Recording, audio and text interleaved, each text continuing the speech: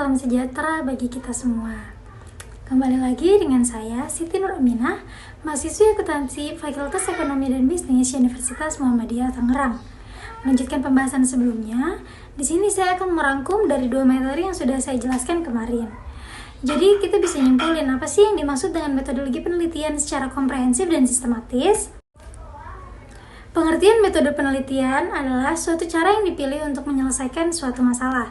Metode penelitian biasanya berupa serangkaian langkah-langkah yang sistematis atau terstruktur yang dilakukan oleh peneliti untuk menemukan jawaban atas pertanyaan pada objek penelitian. Kegiatan penelitian didasarkan pada ciri-ciri keilmuan, yaitu rasional, empiris, dan sistematis. Rasional yang dimaksud di sini adalah penelitian yang dilakukan dengan cara yang masuk akal, sehingga terjangkau oleh penalaran manusia. Empiris adalah cara-cara yang digunakan yang dapat diamati oleh kelima panca indera, sehingga orang lain dapat mengamati dan mengetahui cara-cara yang digunakan tersebut. Sistematis adalah proses yang digunakan dalam penelitian menggunakan rangkaian-rangkaian atau langkah-langkah tertentu yang bersifat biologis. Rangkaian-rangkaian atau langkah-langkah yang dimaksud ini mencakup beberapa tahapan. Secara umum, metode ilmiah dimulai dengan mengidentifikasikan masalah. Setiap masalah yang teridentifikasi kemudian merumuskan hipotesis. Kebenaran hipotesis ini kemudian diuji dengan mengumpulkan data-data dari objek yang diteliti. Kemudian data tersebut dianalisis, dan berdasarkan hasil analisis tersebut kemudian dibuat suatu kesimpulan apakah menerima hipotesis atau menolak hipotesis.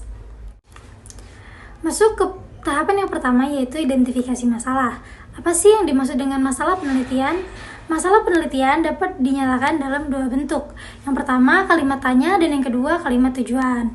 Contoh masalah penelitian yang dinyatakan dalam bentuk kalimat tanya menyangkut keberadaan suatu variabel, yaitu berapa jumlah wanita dan pria di desa Karanganyar. Contohnya seperti itu.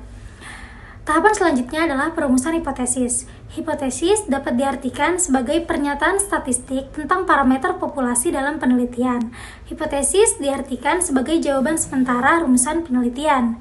Jenis hipotesis ini terbagi menjadi 2, yaitu tanpa arah dan yang berarah.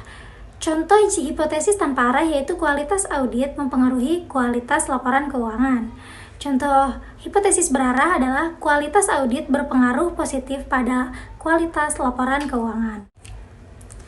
Bentuk rumusan hipotesis terbagi menjadi 4. Yang pertama kita bahas dulu, yaitu hipotesis deskriptif. Hipotesis deskriptif adalah dugaan tentang nilai suatu variabel mandiri tidak membuat perbandingan atau hubungan. Sebagai contoh perumusan masalahnya yaitu seberapa tinggi produktivitas padi di Kabupaten Klaten. Nah, dari permasalahan ini maka rumusan hipotesisnya itu adalah produktivitas di Kabupaten Klaten 8 ton per hektar. Yang kedua adalah hipotesis komparatif. Hipotesis komparatif adalah pernyataan yang menunjukkan dugaan nilai dalam suatu variabel lebih pada sampel yang berbeda.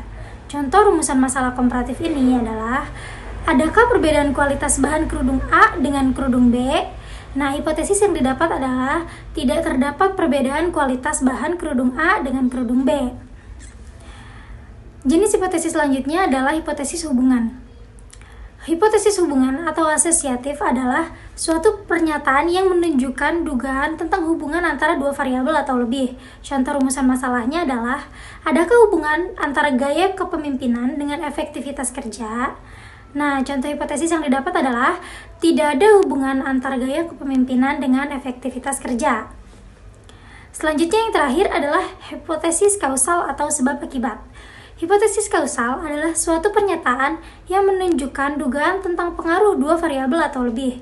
Contoh rumusan masalahnya adalah, apakah gaya kepemimpinan mempengaruhi efektivitas kerja? Nah, rumus dari hipotesisnya adalah gaya kepemimpinan berpengaruh positif pada efektivitas kerja. Tahap selanjutnya adalah analisa data. Dalam penelitian, analisis data merupakan kegiatan setelah data dari seluruh responden atau sumber data lain terkumpul.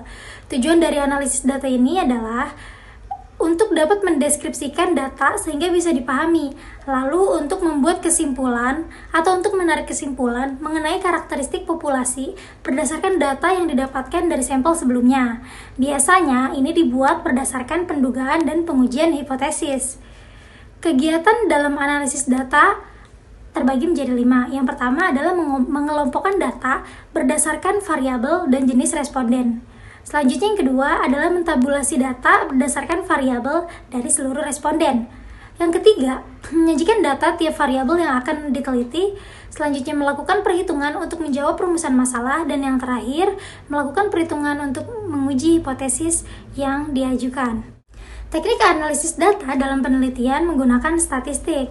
Terdapat 2 macam statistik yang digunakan untuk analisis data dalam penelitian.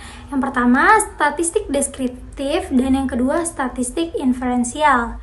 Statistik deskriptif adalah statistik yang digunakan untuk menganalisis data dengan cara mendeskripsikan atau menggambarkan data yang telah terkumpul, sebagaimana adanya tanpa bermaksud membuat kesimpulan yang berlaku untuk umum atau generalisasi.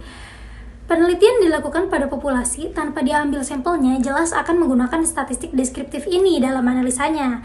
Tapi bila penelitian dilakukan pada sampel, maka analisisnya dapat menggunakan statistik deskriptif maupun inferensial.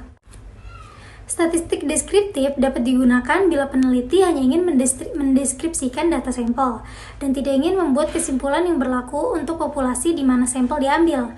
Tapi bila peneliti ingin membuat kesimpulan yang berlaku untuk populasi, maka teknik yang digunakan adalah statistik inferensial.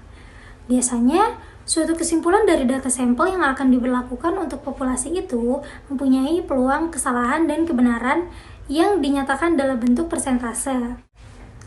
Sekian pembahasan materi kali ini, kurang lebihnya mohon dimaklumi. Saya Siti Nuramina, pamit undur diri. Wassalamualaikum warahmatullahi wabarakatuh.